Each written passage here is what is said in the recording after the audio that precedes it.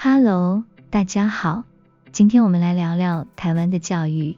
作为一个土生土长的上海女孩，我自认为对教育算是挺了解的。小时候经历了应试教育，后来又去日本留学，看过东西方不同的教育体系。但这次在台湾，我见识到了一个完全不同的教育世界。最让我震撼的是，台湾的教育真的跟我们平时在大陆的想象完全不一样。它不仅仅是书本和考试的事，更像是一种社会的基石，把做人的道理、社会责任感和生活智慧深深融入每个人的成长过程中。那一刻，我忍不住在心里问自己，我们的教育是否也应该学会放下追求分数的执念，去关注教育的真正意义？今天就让我用一个游客的视角，和你们聊聊台湾教育那些让我震撼的地方，以及它为什么让我开始重新思考什么才是好的教育。我们小时候，老师常问我们为什么要读书，答案通常是千篇一律的，为了考上好大学，找个好工作，赚更多的钱。可渐渐的，我发现这样的答案忽略了一个关键问题：教育真的仅仅是为了成才，而不是成人吗？台湾教育的答案很不一样，它似乎告诉我们，教育不是为了追求功利的目的，而是为了培养一个完整的人。在台湾，我不止一次感受到他们在这方面的用心，而这种用心体现在每一个细节中，从学校课堂到日常生活，从社会氛围到政策制度，处处都能看到教育的影子。接下来就让我用几个真实的案例，带你看看台湾教育到底优越在哪里。第一，不以分数为唯一标准，激发多元潜能。在台湾，学校教育给我最大的感受就是松弛而不松散。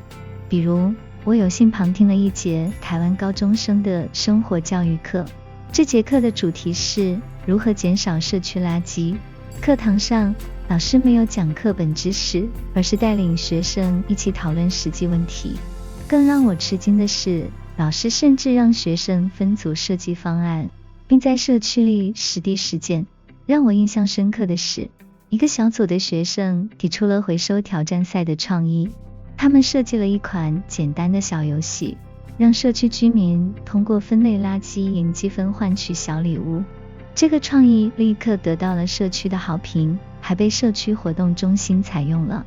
这种课堂不仅仅是学习知识，更多的是培养解决实际问题的能力。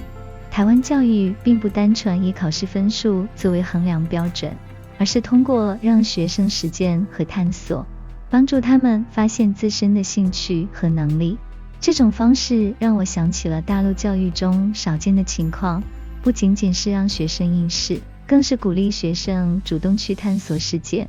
在大陆，大多数学校注重学生的考试成绩，每个班级都设置了严格的分数排名，竞争压力极大。可是，这种应试教育往往忽略了学生个人兴趣的培养。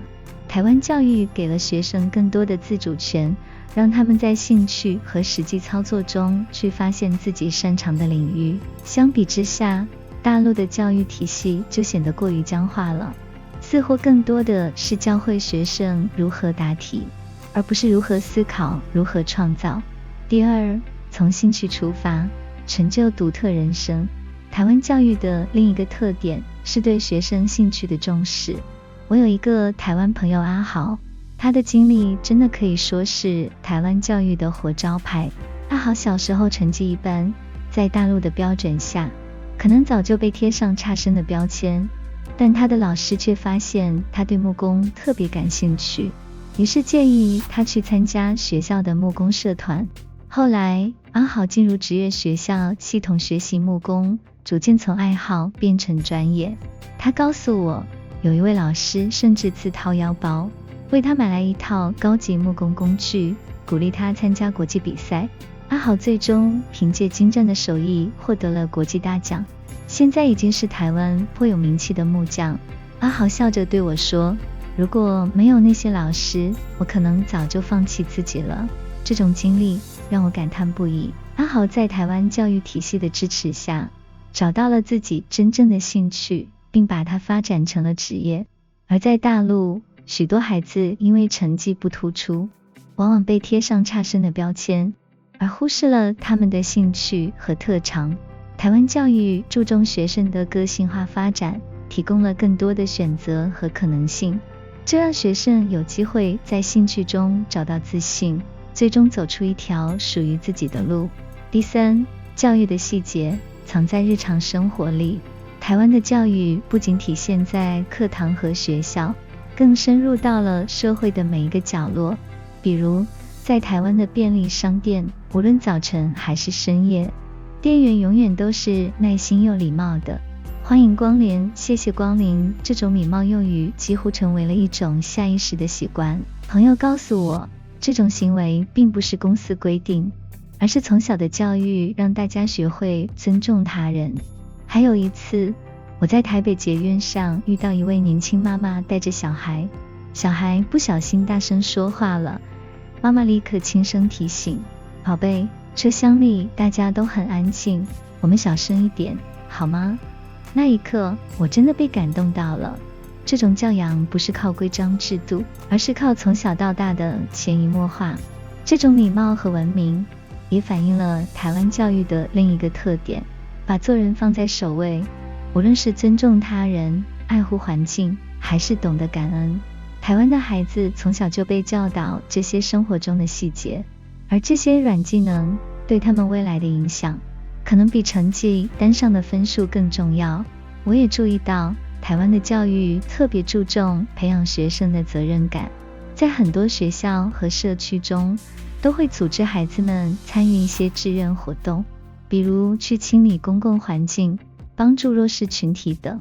这些活动不仅帮助孩子们形成社会责任感，也让他们更加关注社会中的弱势群体，培养了他们的同情心和社会意识。台湾教育的这些优势，不仅让个人受益，也对整个社会产生了深远的影响。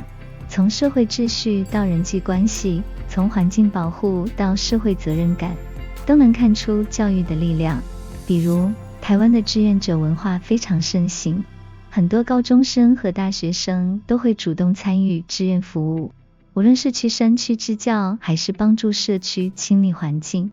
这种志愿服务并不是学校强制要求的，而是出于学生的自愿和兴趣。朋友告诉我，这些活动不仅能帮助别人，也能帮助他们更好地认识自己。这种文化让我感到很触动。在大陆，志愿活动更多是一种任务，比如为了升学加分或者完成学校指标。而在台湾，志愿服务已经成为社会文化的一部分，每个人都在用行动去体现教育的真正价值。